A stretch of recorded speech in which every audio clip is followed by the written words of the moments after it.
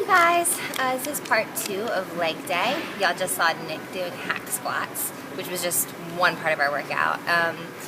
We really love to focus on that eccentric control, which is something you just saw, and it's definitely a big bodybuilder thing. We really like to focus on the eccentric because you can actually lift a little bit more that way. The way you may not be able to push a weight concentrically, you'll be able to lower the weight eccentrically, and you're still taxing the muscle. It's a little bit more dangerous, so definitely use a spotter if you're going to use those techniques, especially if you're doing something like squatting, which is what we did. We had a really good workout.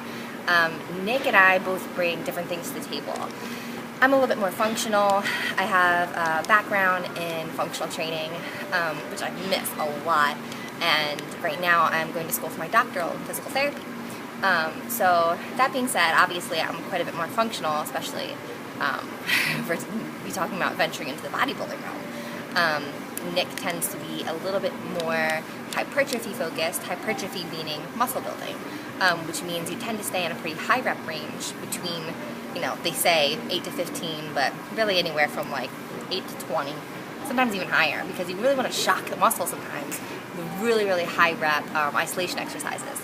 And so we'll start off with something like today, for instance. It's always different.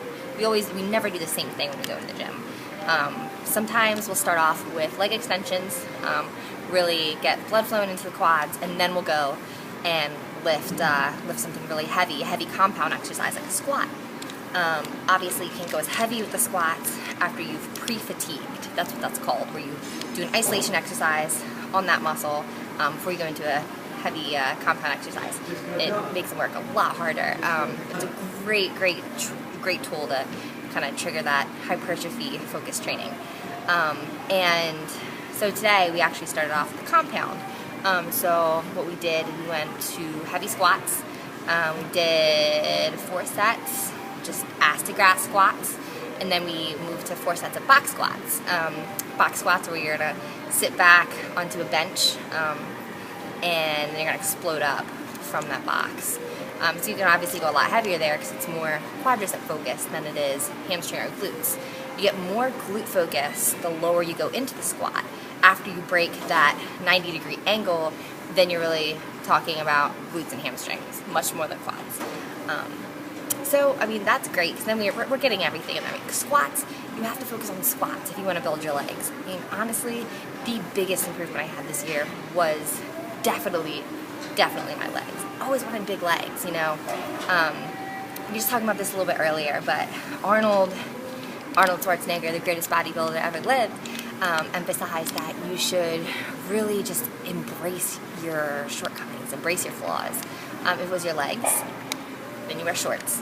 So that's what I did. I started wearing shorts all the time. I wore them to work. I wore them to the gym. I hated it. I hated it so much because I didn't like my legs.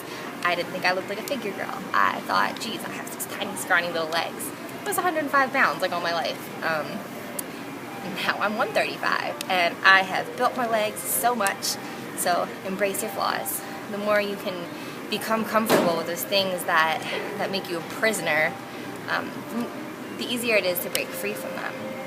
You become more comfortable with your own flaws, and then they don't really seem like imperfections anymore at all. Now I love my legs. I don't care if they're little or if they're not. You gotta love yourself no matter what. Another thing I wanted to bring up is something that a lot of people make fun of me for in the gym. Comment if you guys do this too, but I take like pre-workouts, like samples or whatever it is, and I just eat them like pixie sticks. So when my energy starts going down in the gym, I just kind of, I don't even know what this is. I got this in the sample bag. A little pep in your step for like 5 minutes, then you're good to go. Yeah, my energy gets so low carb. I don't know how Nick does it. 25 carbs, he's a maniac. I had 25 carbs and 20 grams of protein for breakfast, 25 carbs and 20 grams of protein for second breakfast, and then went to the gym, and then I had a protein shake waiting for me. As soon as you are done training, you need to, basically, your muscles store carbohydrates. And when you weight train, you use all those carbohydrates. You just tap into those energy stores. So you need to basically replenish them right away. So it's really good. A lot of people are kind of iffy about whey protein shakes. The evidence is really, really good for recovery and especially for muscle building too. Just take in a quick protein shake. They're not going to make you fat. They're not going to make you bulky. It's about 120 calories.